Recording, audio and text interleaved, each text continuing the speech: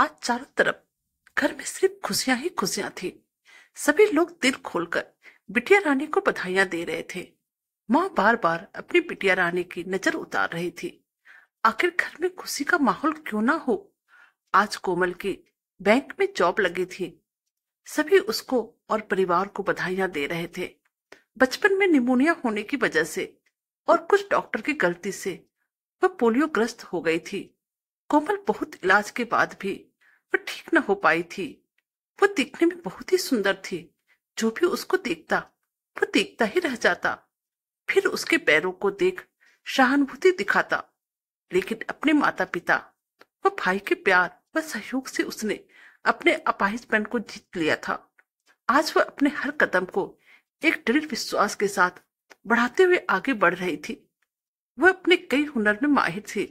पढ़ाई के साथ साथ वह गायकी, अपनी पेंटिंग, पाक कला सब में अव्वल थी। जिस भी प्रतियोगिता में भाग लेती उसमें वह प्रथम स्थान पर ही रहती थी। स्कूल, कॉलेज, घर, यहाँ तक कि पास पड़ोसी भी उसके हुनर की तारीफ किए बगैर नहीं रहते थे। आज उसका बैंक में पहला दिन था। वह बहुत खुश थी। बैंक में पहुंचने पर सभी ने उसका स्वागत किया। उसने सभी को दिल से धन्यवाद दिया। आज उसका बैंक में काम करते हुए 1 महीना हो गया था और उसके काम से वह व्यवहार से सभी इम्प्रेस थे। खासतौर पर मैनेजर, जो कि उम्र में उससे काफी बड़े थे, अक्सर उसकी तारीफ करते वो अपने केबिन में बुलाकर उसको काम बताते रहते थे। वह जब तब कोमल को अपने केबिन में बुलाकर बस घूरते रहता था। और अब धीरे धीरे कोमल को भी लगने लगा था कि मैनेजर की मंशा कुछ और ही है। अब वह थोड़ा संभल कर ही केबिन में जाती थी।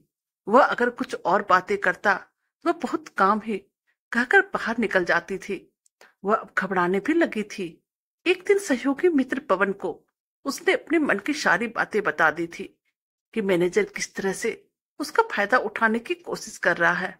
आज लास्ट वर्किंग डे था मंथ का। मैनेजर ने कोमल को कहा आज उसे कुछ देर रुकना पड़ेगा। यह सुनकर वह चौंक गई, क्योंकि किसी और को उन्होंने रुकने को नहीं कहा था। उसने यह बात पवन को बता दिया तो पवन बोला, तुम घबराओ मत, मैं तुम्हारे लिए यहीं रुकूंगा, पर सर को मालूम नहीं पड़ने देना। शाम को सभी लोग चले गए।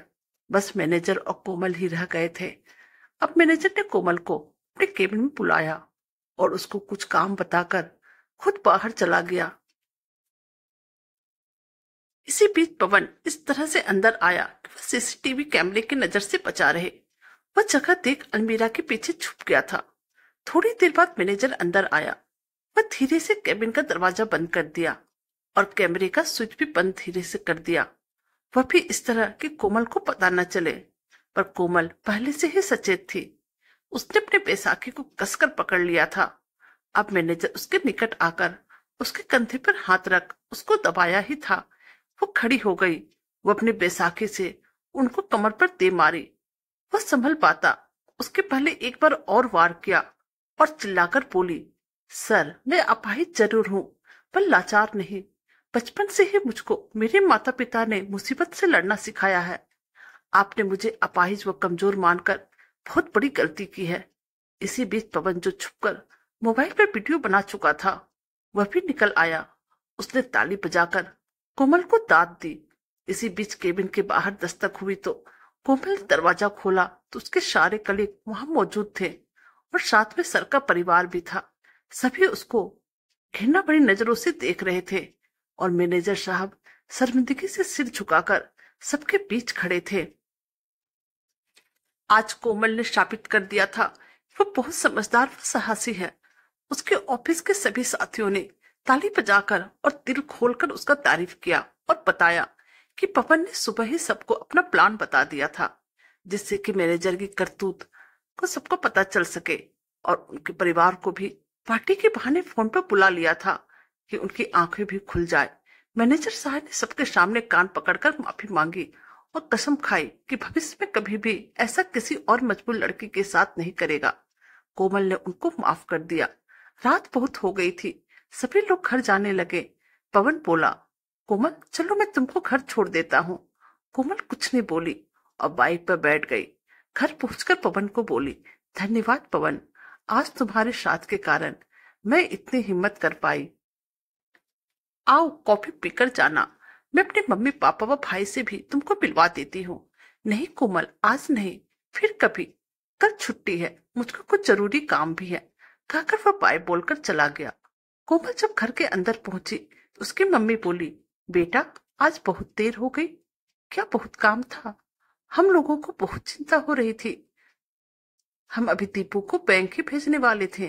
कोमल कुछ नहीं बोली, बस माँ के गले लग गई।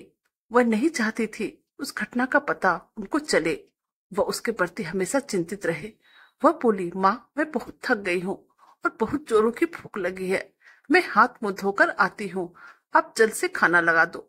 खाना खाकर वह जल्दी सो गई थी। दूसरे दिन 10 बजे तक वह सो ही रही थी। अचानक उसके भाई ने आकर उसको जगा दिया। दीदी जल्दी उठो, आपसे मिलने कोई पवन व उनके मम्मी पापा आए हैं। वह एकदम हड़बड़ाकर उठ गई, जल्दी से हाथ मुंह धोने बाथरूम में चली गई। ब्रश करते करते वह सोचने लगी, अचानक पवन क्यों आया है? कहीं वह कल रात की घटना बताने तो नहीं आया? वह हल्का सा तैयार होकर बाहर आई और पवन के माता पिता को नमस्ते कर बैठ गई। उसकी मम्मी नाश्ता लगा चुकी थी। वे लोग बातें करते हुए नाश्ता करने लगे। चाय पीने के बाद पवन के पिता कोमल के पापा से बोले, हम आज यहाँ आप लोगों से कुछ मांगने आए हैं। हमें आपकी बेटी का हाथ चाहिए, अपने बेटे पवन के लिए। कोमल और उसके माता पिता यह सुनकर चौंक गए। वह कुछ बोल पाते उसके पहले ही पवन ने एक गुलाब का फूल निकाला और घुटनों के बल कोमल के सामने बैठकर बोला, कोमल क्या तुम मुझको अपने योग्य समझती हो? क्या मुझसे शादी करोगी? मैं तुमको बहुत पसंद करता हूँ, वह तुमसे प्यार करता हूँ। कोमल बस कुछ बोल ही न पाई। उसके और उसके माता पिता के आंखों में खुशी के आंसू भर आए थे। कोमल धीरे से फूल ले लिया, वह पवन के माता पिता के पैर छू लिए। जिंदगी की एक हसीन नई शुरुआत करने के लिए आज उसको उसका सही हमसफर मिल चुका था, जो उसको पसंद करता था, उसके अपाहिज होने से जिसको कोई फर्क नहीं पड़ता था। कहानी अच्छी लगे तो प्लीज चैनल को लाइक कीजिए, सब्सक्राइब कीजिए और शेयर कीजिए। Thank you.